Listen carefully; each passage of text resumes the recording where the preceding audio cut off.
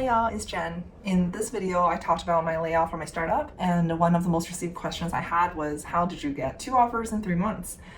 These were offers with mid-sized tech companies that I've been super happy to receive when I was initially leaving Amazon in 2022. In part 1 of this layoff series, I talked about all my job search tips that landed me an interview in this layoff market. In the second video, I talked about all my tips for acing an interview and the different phases of interview and how I approach them. In this third video, I want to talk about everything salary negotiation. So let's get started. According to a survey done by Midlife, about 58% of millennials are not negotiating their salaries. In that bucket, 1 out of 4 applicants are not negotiating because they didn't know how, and 1 out of 10 applicants are not negotiating because they're afraid of the consequences.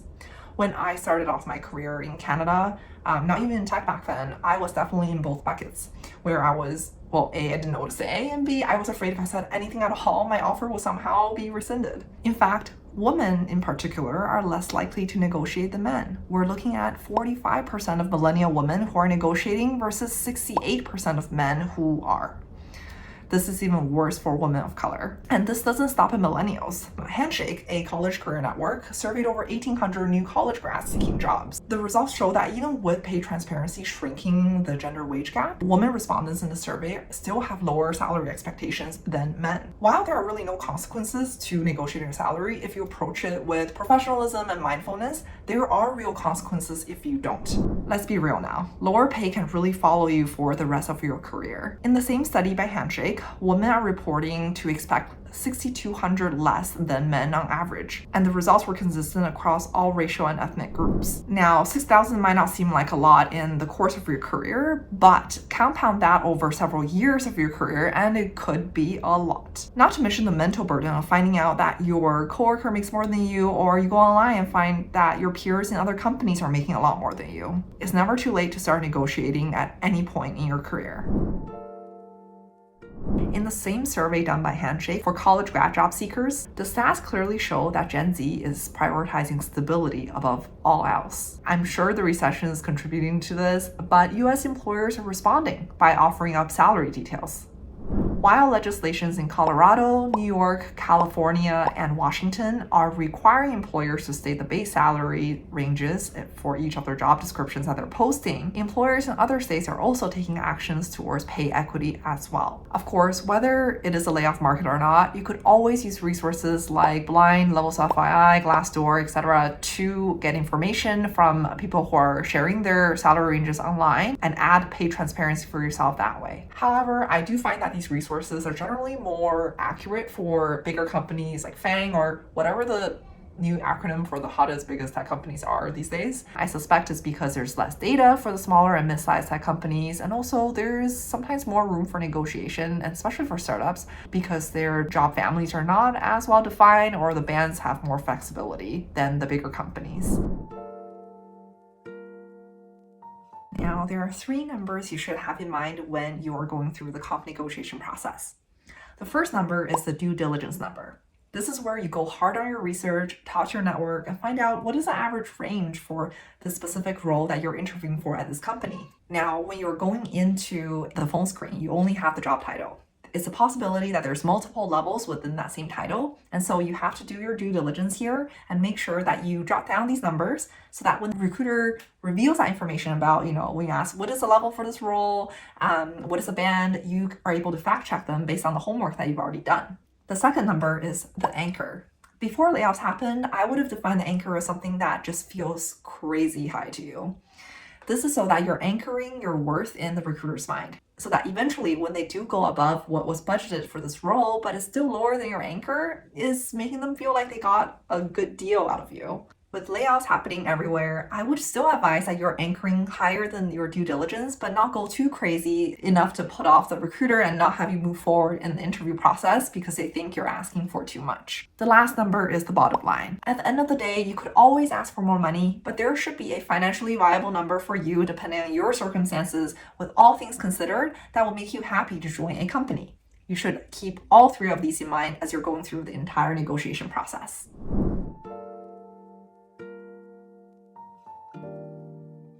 Comp negotiation starts when you have that phone screen with a recruiter. As I mentioned in my last video, you should never be the first to review any numbers, but instead you punt the question back to the recruiter on giving you what the level of the role is and what the band of the role is. The information that they tell you should inform you of two things. One, is it validating your due diligence that you've already done? And two is, should you adjust your anchor? Now, the components of a typical tech comp package includes 1, base salary, 2, equity, 3, performance bonus, and 4, sign-on bonus. Let's take an entry-level software engineer at Google, for example.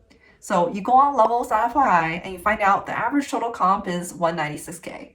The base is 144 and the stock is 40 per year, with a bonus of 12K. Your due diligence number now becomes around 200K total comp.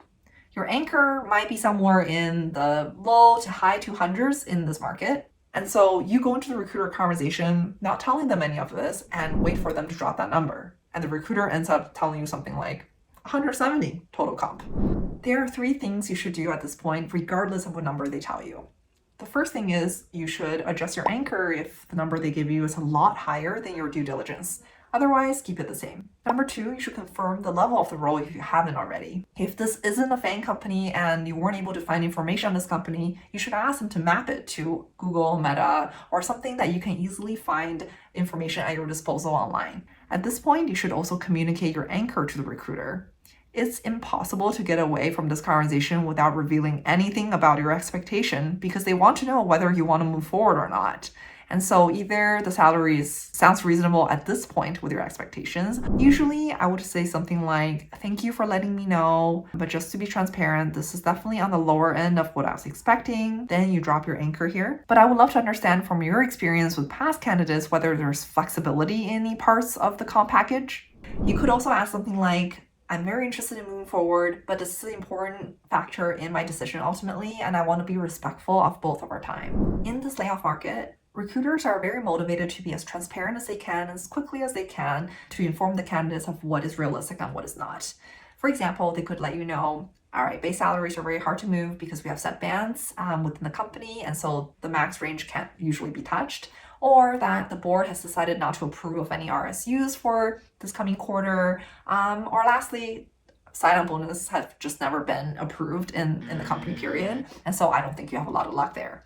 Whatever it is that they say, you should use this information to gauge which component of the comp package you should be attacking in your offer stage and when you're doing the bulk of your negotiation. Say you've done all your homework, you went through the recruiter screen, you did all your interviews, and you have an offer. Now, this is where the majority of your negotiation will happen. As I mentioned in the beginning of this video, whether or not you're happy with that number that the recruiter came to you with when giving you the offer, you should always negotiate. Here are my tips for negotiating at the offer stage. The thank you, however, you should thank them for extending the offer. Hopefully the number that they gave you has reflected the initial anchor that you had informed them of and is not the exact same thing that they came to you with for what they originally budgeted for the role. You should then remind them that there's still a gap between your expectation and what they're offering you. This might sound something like, I'm really happy to hear the team enjoyed the conversation as much as I did with them, and I'm really excited about the prospect of joining company ABC. However, there's still a gap in my comp expectations, as I mentioned in our initial conversation. Then you drop a specific number you want them to meet. Using our earlier example for the entry-level Google software engineer, where the due diligence total comp was around 196, and say he dropped an anchor of mid 200s. The offer itself ended up being 200. At this point, if you have a preference of whether you want more equity versus cash, then you should give the recruiters some exact numbers that you're looking for. No need for ranges at this point because they'll just end up taking the lower end of your range anyway. For example, if you want more equity versus cash, then you might say something like, I would be more comfortable with this offer if there was an additional 150K in equity over the 4 years. And if that's not possible, could we discuss a potential 20K in base? I wouldn't exactly add the second part, and I would definitely add a pause to hear what they have to say until you offer them an alternative. Because the best case scenario is that they give you that solution/alternative themselves. If you don't have a preference for cash versus equity, then you could just give them a total comp that you want them to meet and let them meet that however they can. You can use a phrase like, how can we work together to make sure that this is the best decision for both of us? Or what else can I answer for the team so that they're comfortable with this decision? if, for example, it involves up-leveling you to get to the comp that you need. Again, you need to pause after you give the recruiter this updated information and let them help you think of a solution instead of offering it to them. You could end the conversation with something like, again, I'm really excited at the prospect of joining this company. However, I hope you understand that I do have to make the best financial decision for my family. So I'm very curious what your thoughts are on how we can work together to close this gap. My next tip is use a BATNA. Better alternative to a negotiating agreement. This is probably the most powerful leverage in this chaotic layoff market. Before layoffs happened, you could have probably gotten away with using your existing job as a leverage where you say, well, there's a counteroffer, or, I have a lot of stability here that, I'll be letting go of if I were to join your company. This doesn't exist in the layoff market after you've just been freshly laid off. And every employer knows there's so many desperate candidates on the market trying to find a job. The reason for lining up interviews and offers is so that you can hedge these offers against each other as much as possible. Here are a couple scenarios. One, you lined up the interviews but can't actually finish them at the same time and get 2 offers. So the strategy for that is you use the preliminary numbers you got from the phone screen to up the offer you have as an opportunity cost you would lose out on if you were to not go through with it and wait for the offer. Second scenario is you have 2 offers, but the total comp is either the same or both are lower than your expectations. One of the strategies is you compare components only. If company A has a higher equity component, then disclose that to company B. And vice versa for example, base salary or sign-on bonus. Another strategy would be to tackle this from a qualitative perspective, where you talk to company A, for example, about a robust benefits policy from company B, or a larger scope of role that you lose out on by taking company A's offer. So you'd be more comfortable if they offered you a higher number. This ties into my next tip, which is you should always ask for a sign-on bonus. There's been more than a couple times where I've been told by a company that they never do sign-on bonus, or it's just not something that's going to be approved by leadership. But by the end of the interview process, they still ended up adjusting for my expectations and adding on a sign-on bonus. There are 3 main situations where asking for a sign-on bonus makes a lot of sense. Number 1, if the base salary is lower than you like and you prefer cash over equity, or if the total comp just isn't where you need it to be. The second reason is time. If they want you to start as soon as possible due to the urgency of a project, you could use the sign-on bonus as an incentive that they could give you to get you started earlier. Now, in this market where everyone's kind of laid off and just waiting to start as soon as possible, then you could really only use this reason as leverage if you know for sure this project has high urgency and you have some extenuating circumstances that would have otherwise prevented you from starting at the time they needed. The third reason for a sign-on bonus would be lost opportunity cost. Now, before layoffs, this would have meant something like giving up a vest that's coming up, a promotion that would have happened. Now, if we're looking at a market of laid off candidates where this wouldn't really apply, an opportunity cost that would make sense here would be if you're foregoing interviews that you already have with other companies that you would have otherwise been very interested in pursuing. And so it's really fair to kind of bring up to the recruiter and talk about it that way. Either way, give it your best shot and know when it's good enough to just accept. The last tip I have is know when is good enough. Now, you could always ask for more money, but non-monetary things matter too. When you're evaluating the company and looking at the company vibes, the culture, the benefits, the people that you talk to, with all things considered, is this a company that you want to join and do they meet your bottom line? If they did, then you might also want to remember that when you are going through negotiation and asking for multiple rounds of additional sign-on bonus or just higher equity or base, that ask is kind of echoing throughout the reporting chain. So your manager will be aware of it and the skip manager. So you also want to make sure that you're starting off at this company that you ultimately want to join on the right foot. So while you do want to come off as someone who's confident in yourself and know your worth, you also should follow your professional instincts on when it's good enough. And of course, in the layoff market, budget is tight across all the departments, so this might be a very difficult process.